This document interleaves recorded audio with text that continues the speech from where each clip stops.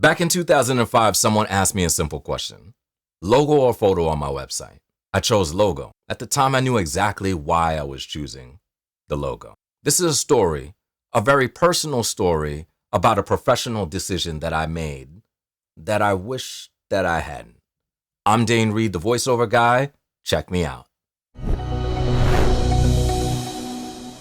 Back in 2005, I was actually very new to the industry. My voiceover career had only started a year prior, and I was looking to market myself. I was building DaneReidMedia.com as my website. My designer was James Manning. James asked me a very simple question: do I want to put my picture or my logo on my website? And it sounds like something that's extremely simple, but it wasn't. My logo was clean. It was professional. It was great, actually. One of my buddies took a picture of a karaoke mic, sat it down on a white background, and then there was the swirl of the mic cord. It was incredible. It was clean. It was professional. It told people what I did, but it didn't tell people anything about who I was. And that's exactly what I wanted. I knew what I was doing. I was hiding myself based on past experiences, projecting that into the voiceover industry.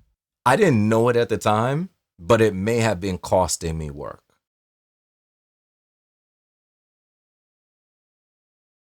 And it wasn't just Black voice actors. Minority voice actors were having this conversation in Facebook groups and talking to each other on the phone. We wanted those auditions without being excluded from whatever opportunities there were out there. I think some of us put our faces on things.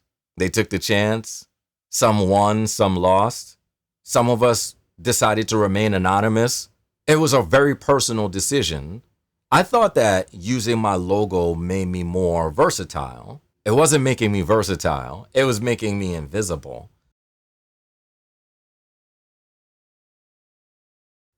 Somewhere around 2015, I noticed that things started to change. Clients actually started reaching out specifically for urban male voiceover talent, or they were looking for Black voiceover talent, whether male or female. And agencies needed someone who could deliver AAVE authentically without sounding rehearsed. For those of you who don't know, African American vernacular English is a form of English that many African Americans speak. That's me. And brands wanted people who could have authentic conversations with the communities that they were marketing to. They didn't want somebody that was up here talking down to the community. They wanted somebody that was right here to talk to them like a friend. But I wasn't necessarily visible, so I wasn't necessarily getting those jobs.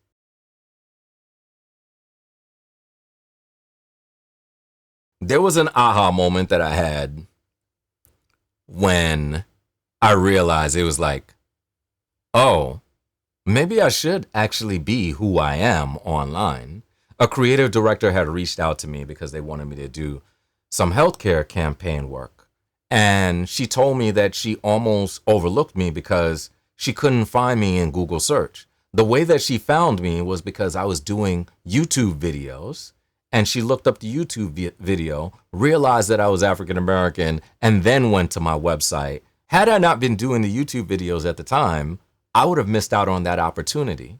And so for me, I started thinking, who else had overlooked me? Who else was searching for me at the time?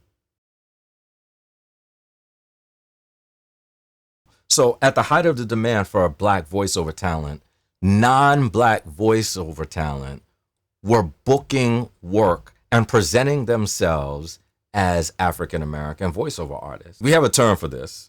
The word is Blaccent. And it's not a compliment. Blaccent is when non-Black performers adopt Black speech patterns for professional gain. Some people defended it. Some people face consequences.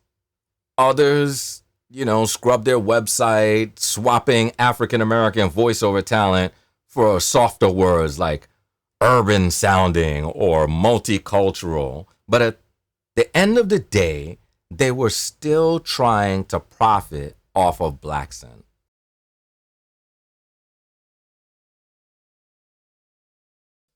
For me, I had to make a dramatic change, but I was scared of actually making those changes. So it was kind of step by step for me.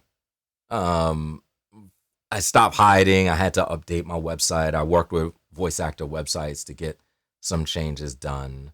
I added my demographic to my profiles. I added a picture to my website. And then I actively started pursuing jobs that call for Black male voice actors. Every step along the way was a little bit scary. I had to overcome because I had been hiding for so long. So it was like I was peeking my head out and I didn't know what result was going to come. But eventually, I was able to do some incredible work. I recently just completed something again for the 100 Black Men of America. I've worked for Black Voter Matters. I've worked for Atlanta Chamber of Commerce. I've done so much work. The city of Baltimore has hired me just because I am an African American male and I can just be myself in doing that. I think the idea of hiding who you are is a weakness and exposing who you are is your strength. And that goes for in business, and I think that goes for in life. Be who you are. People are authentically looking for you. If you enjoyed this video, I ask you that you subscribe, you drop a comment, you be kind because you don't know what it's like to walk in someone else's shoes. I'm Dane Reid, the voiceover guy, and I'll see you later. Peace.